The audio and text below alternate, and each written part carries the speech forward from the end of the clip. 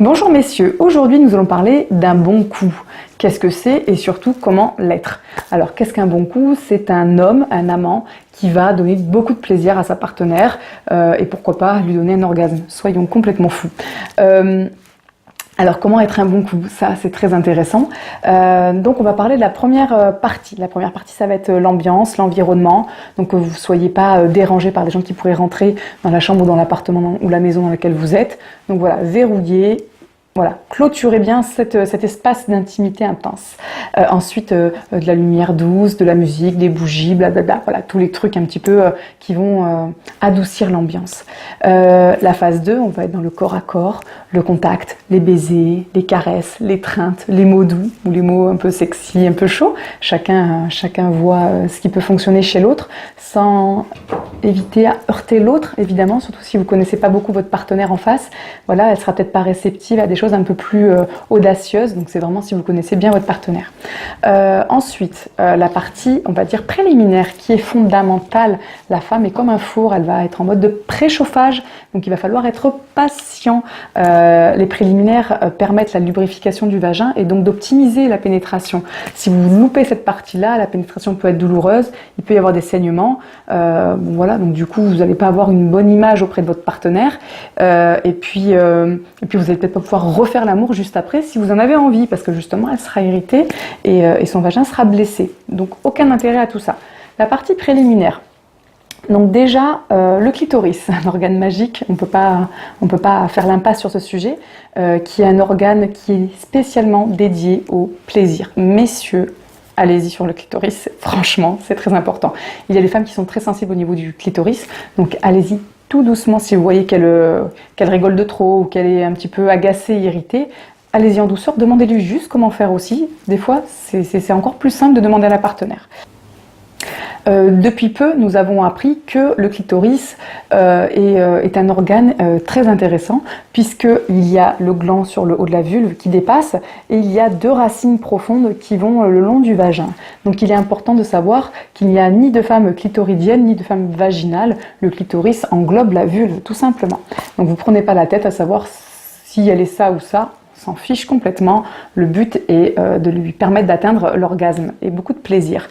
Donc ensuite, une donnée importante juste avant les préliminaires, c'est le lavage des mains. Pour moi, c'est important qu'un homme ait les mains propres et les ongles propres et les ongles courts. Je pense que c'est fondamental. Si vous voulez la masturber, c'est minimum hygiénique. Que les draps aussi soient propres, le canapé, enfin peu importe l'endroit où vous soyez, que ça donne un petit peu envie. Je pense qu'il y a des femmes qui ont dit non à des messieurs parce qu'il n'y avait pas d'hygiène au niveau des mains et au niveau du lieu. C'est dommage de passer à côté d'une relation sexuelle pour des détails aussi bêtes et rapidement modifiables.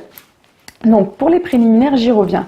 Les hommes, des fois, quand ils sont sur le sous-vêtement, la culotte, le tanga, le string, je ne sais pas, qu'importe, ne savent pas toujours où est le clitoris parce que le tissu ne permet pas d'identifier clairement où est le gland du clitoris.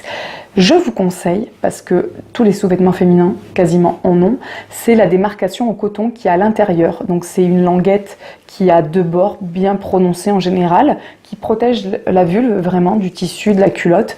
Et donc sur le premier, donc le plus haut, en général le clitoris n'est pas très loin.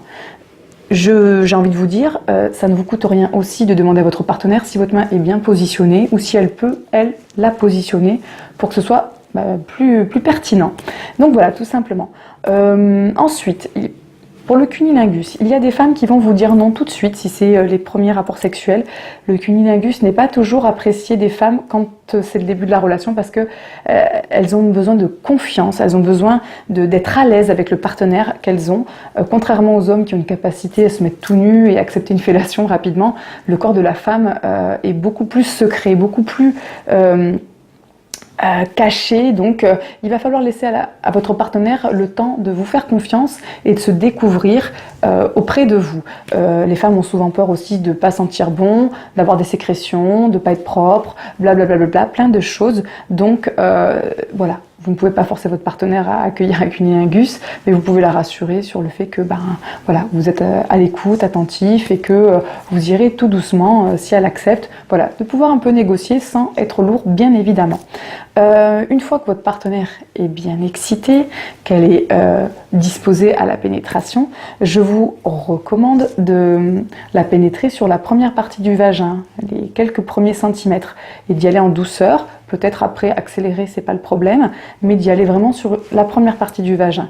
Parce que le vagin est un organe qui va s'adapter en douceur et qui va prendre la forme de votre pénis au fur et à mesure de vos pénétrations et de vos va-et-vient. Et donc du coup, il va falloir un petit temps, hein. On vous l'a déjà dit, hein, la femme, c'est un four, hein, comme un four. Il va falloir avoir un petit temps de préchauffage. Et donc la pénétration, c'est un peu pareil, hein. De faire une pénétration totale dès le début, ça risque d'être compliqué, vous pourrez la blesser. Et puis ça sera peut-être pas très agréable au final.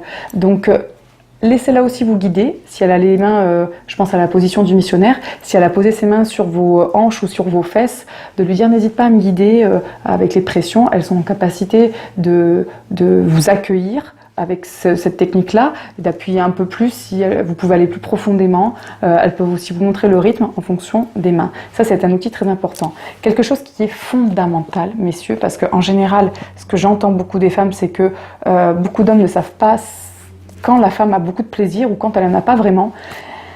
On arrive là au sujet le plus important, en lien avec un très bon coup. Ça va être sa respiration. Hein, si elle respire...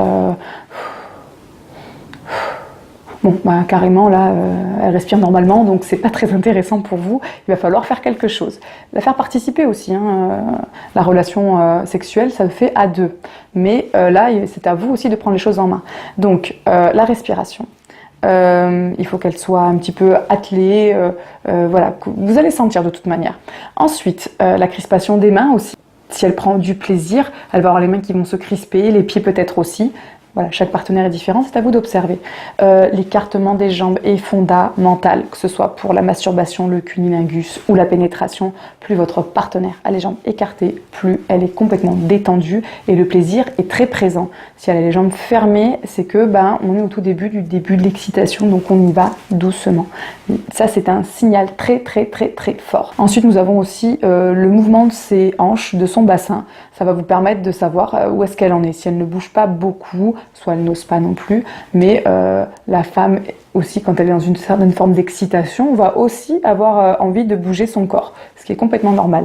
Donc voilà, et les sons aussi qu'elle va émettre en dehors de la respiration. Donc vous avez 5 signaux très importants à étudier, à observer pour savoir si elle est excitée. Il y a des hommes qui sont à 99% d'excitation et qui disent « Ah, c'est bon, hein, t'aimes ça, t'es bien là ?» Elle est à 30%, elle ne sait même pas pourquoi il est autant excité. Elle est vraiment au tout début de son excitation, de son plaisir. Et lui, il est déjà tout en haut parce qu'il n'a pas observé tous les signes que je viens de vous donner. Donc il est important, si vous voulez avoir une partenaire satisfaite, d'avoir observé tous ces signaux. Et tout ça, ça fera de vous un bon coup. Évidemment, on n'oublie pas de mettre le préservatif. Et je vous recommande aussi, si vous avez une partenaire à l'aise avec son sexe, de mettre un préservatif féminin. Ils sont très très intéressants. Ils laissent passer la chaleur du corps du partenaire. On sent la chaleur, très important. Le latex n'a pas cette capacité-là. Il permet aussi de rester juste après l'éjaculation dans sa partenaire sans que ce soit vite. Il faut vite se retirer. C'est une catastrophe. Et du coup, ça coupe un petit peu le moment de fin de la relation sexuelle.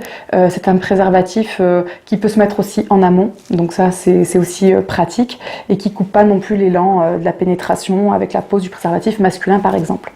Donc voilà, je vous remercie de m'avoir écouté et je vous souhaite de bons orgasmes. Merci, au revoir.